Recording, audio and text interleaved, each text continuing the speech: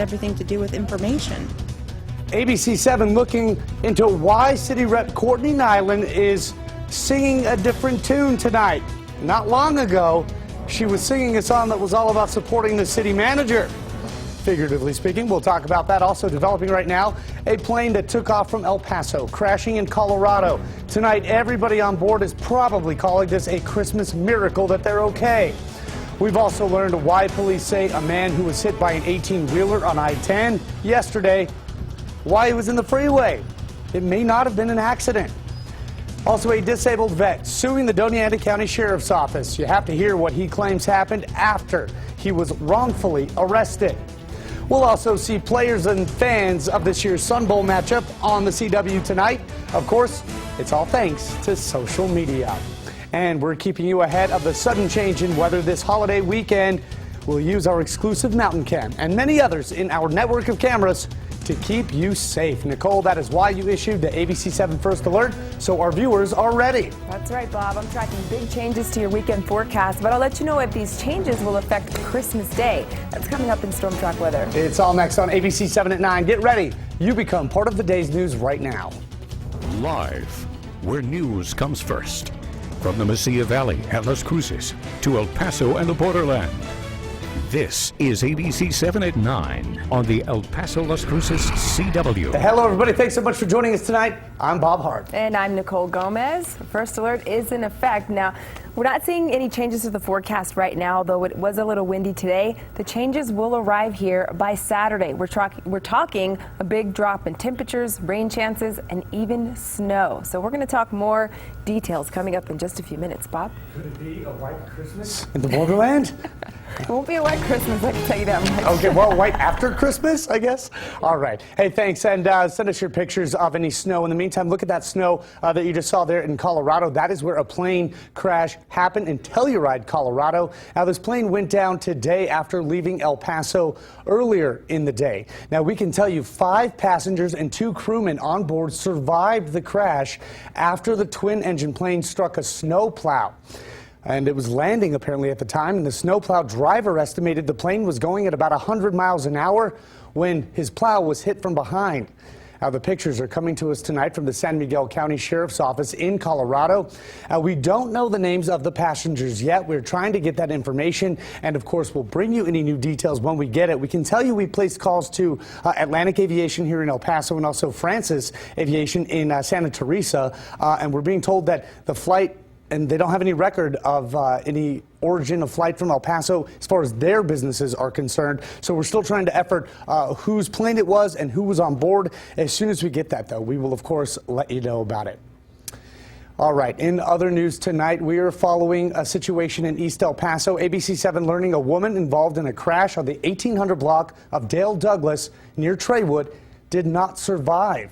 Police are saying 35-year-old Amanda Hopkins lost control of the car she was driving and almost hit a house on that street. Now, we know it ended up in the front yard of that home and then crashed into a parked vehicle on the driveway, or in the driveway. It is still unclear tonight why Hopkins drove off the road to begin with, but we do know she did not survive. And it turns out the man hit by an 18-wheeler on I-10 yesterday may have been trying to kill himself. That is what El Paso police are telling us today. That shut down I-10 West near McRae for hours yesterday while emergency crews cleared up the scene. The man survived, and he is still at University Medical Center tonight with serious injuries. Police are not yet releasing his name, but they do say he was 58 years old or is 58 years old. He will be evaluated by mental health workers if he recovers from his injuries. And let's give you a live look at traffic tonight. This is courtesy of the TxDOT traffic cams. You can see I-10 and Paisano in central El Paso. Looks pretty good, nice and quiet. There's a steady flow of traffic moving in both directions, and that is some good news. We will, of course, keep you updated on the situation on the roads tonight. And I'm thankful that he took that leap of faith. And I'm thankful that his 2 sons are here. And I'm thankful that his wife is here. And boy, did he deliver. Mr. Gonzalez has once again left us very vulnerable. City Representative Courtney Nichole with a change of heart when it comes to City Manager Tommy Gonzalez. About 4 months ago, she was his biggest supporter, defending her decision to give him a $50,000 raise. Now she's his most vocal critic. Tonight, our Maria Garcia asking, is Nichole, if she is doing this, I should say, to win support from voters who apparently are not happy with city politics these days. It's a story you'll see only on ABC-7. I did my due diligence. I know what he's brought to the table this last year. I know what sort of leader this community needs to take us to the next level. And I know it's sitting right in front of us. That was City Rep Courtney Nichole on August 18th, giving a 30-minute speech touting Gonzalez had closed a $9 million deficit, saying he deserved the raise. But recently, Nichole has rebuked Gonzalez, saying he may not have really saved the city all that much, instead hurting the city by eliminating key leadership positions. Surely you see how this looks like you did a political flip-flop to sort of get ahead of a controversy that you know is not going away. I completely disagree with you. This has nothing to do with politics, and it has everything to do with information. Maria, I did not have any of the information in regards to all the things that have happened over the last 7 months at the time where we gave a raise. But when council took up the raise, I mean, his organizational changes were already in place. I mean, there were already no deputy city managers at the time. There weren't, but there was a commitment to us that there was a new executive team. There was no indication that the organization itself would start to suffer. The controversies over Gonzalez and City Rep Larry Romero involving the city's streets and financial advisor had yet to surface when council approved the raise. But the city council had known for weeks the city had lost millions in road funding when it voted for Gonzalez's raise. What I'm doing right now is admitting a mistake. Hey, it has nothing to do with politics. Maria Garcia, ABC-7. And of course, if you'd like to chime in on the story and give us your feedback, do so on our Facebook page tonight. Just for clarification, though, you heard Nichole say that she voted for the raise 7 months ago. Actually, it was 4 months ago when that happened.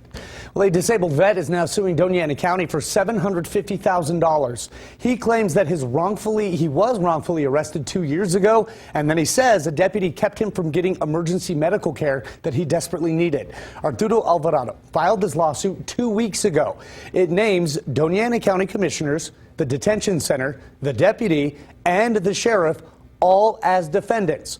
Alvarado says he was arrested at his home in Chamberino, New Mexico, and never told why. He says he later learned it was for violating a protective order, one that never existed. Alvarado tells us he has diabetes, kidney failure, and post-traumatic stress disorder. And when arrested, he claims his daughter told the deputy about his condition and even gave the deputy her father's medicine. Well, the lawsuit details how the man got sick while in the deputy's car, but the deputy would not allow Alvarado to take his medicine. It also states EMS even got involved and told the deputy to drive the man to the hospital. Instead, Alvarado was taken to jail. The suit then goes on to state even a nurse at the jail told the deputy Alvarado needs his medicine, but the deputy still said no. When he was released the next day, Alvarado says doctors told him he had kidney failure and pneumonia. With that duty comes a lot of responsibility, and in this case, that responsibility was disregarded.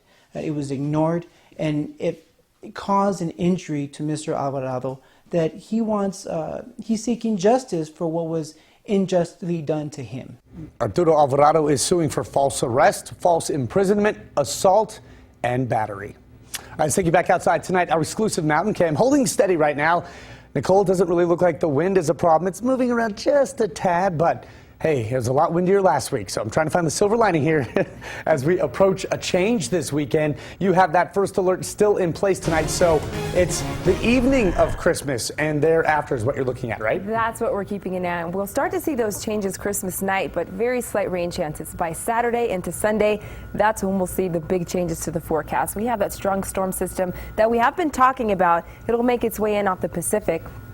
Again, Saturday is when it will arrive and bring us cooler temperatures, rain, even some snow, much colder temperatures, and it will be windy. But here's what you can expect for Christmas Day. It will be breezy with mild temperatures throughout the afternoon. So that's some good news if you have any toys that you bought your kids, they can play with them outside on Christmas Day. It's the day after. That's the day we're keeping a close eye on. But it was a nice day today, 64 degrees in El Paso. A little windy, but temperature-wise, nice and mild. 60 Las Cruces, 61 in TRC. Right now, El Paso, we're at 57 degrees. Winds are at 13 miles per hour. And in Las Cruces, 51 degrees, west to southwest winds, 11 miles per hour. So today it was cloudy, windy. Tomorrow, and even Christmas, mild temperatures, breezy winds. It's the weekend we're keeping a close eye on. What will happen if you go to the Sun Bowl game? We have that forecast for you coming up in just a few minutes. Bob? All right, and we've also got some Sun Bowl on social media stuff, Nichole, that you're going to get us through here in a second. But first of all, Nichole, and I always want to see you on the CW, make sure to snap some pictures and video of the weekend weather. Or just of your Christmas photos. That would be awesome as well. Then share them on social media. If you're sharing weather pictures, just put hashtag ABC-7 first alert. Then we'll put those on a slideshow at our website, KVIA.com. And of course, we will share them in our other newscasts. If you take your Christmas photos, all you have to do is use the hashtag CU on the CW. Doesn't get any easier than that.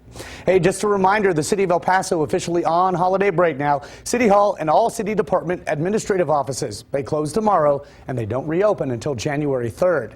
As for your garbage pickup, okay, there won't be any collections on Christmas Day or New Year's Day. So if your trash is normally collected on Fridays, put it out on Saturday. Also, Sun Metro making some changes for the holiday. We have that information at KVIA.com in our top stories section. When Pope Francis visits Mexico in less than 2 months, the Bishop of El Paso saying he expects the area's population to jump by 1 million, and the Bishop of Las Cruces is telling us a visit from the head of the Catholic Church is exactly what the borderland needs. ABC-7's complete coverage of the Pope in Juarez continues right now. I'm excited that he's coming to lift up the people of this area. The people that I go and visit on a weekly basis in our various communities who struggle day in and day out. Earlier today, we caught up with Bishop Oscar Cantu from Las Cruces, and the Catholic Diocese Foundation of Las Cruces awarded more than $33,000, Nichole, to 14 different organizations. How cool is that? Yeah, that's very cool. He also talked about the Pope's visit and the issues he expects Pope Francis to talk about. Pope Francis, in his effort to reach out to those on the margins, has had in his heart and prayers migrants, refugees, and so he wants to make a special visit to the border. In fact, he insisted on being close to the border for the celebration of Mass. So here's what the Pope's Day will look like on February 17th in Juarez. He will leave Mexico City and arrive in Juarez at 10 that morning. He'll then visit with prison inmates and maquiladora workers. Then at 4 o'clock in the afternoon, the cross-border Mass right outside the Estadio Olímpico in Juarez. That's literally just a few feet from El Paso's border highway. TxDOT is working on a plan to manage the large crowd of people expected on this side of the border. El Paso's bishop says the diocese is setting up bleachers for some of them. And we also found an animation on YouTube, and it shows the Pope's route through Juarez. It's a big route.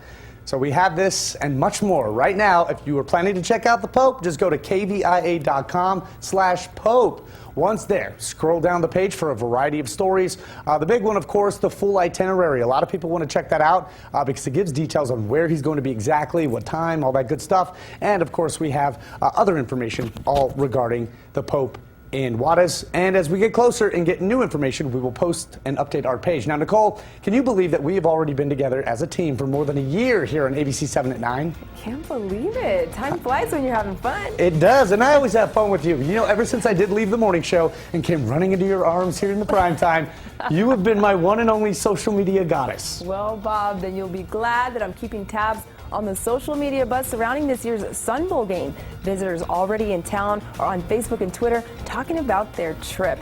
And it's not just fans. Players from Miami and Washington State are telling the world about El Paso. We got this video on Twitter showing the Hurricanes scooting around town. Yeah, they were having fun. You know, they got to have some fun. Hey, also, word is the Washington State coach really loves some H&H car wash food. He says he's all about tacos there. I agree. You've been there before? Have you eaten there? It's been a while since I've been there. Well, you need to, because it's really good. Hey, but before we talk about that, maybe you could take me there on my birthday next week? Oh, easy peasy. Maybe. We'll do it. Hey, first though, you got the first alert to get to. I will. We're talking snow, rain, colder temperatures, and even wind. But we'll talk about those details in your full forecast. This is ABC 7 at 9 on the CW. You don't just watch the news here. You are the news. We'll be right back.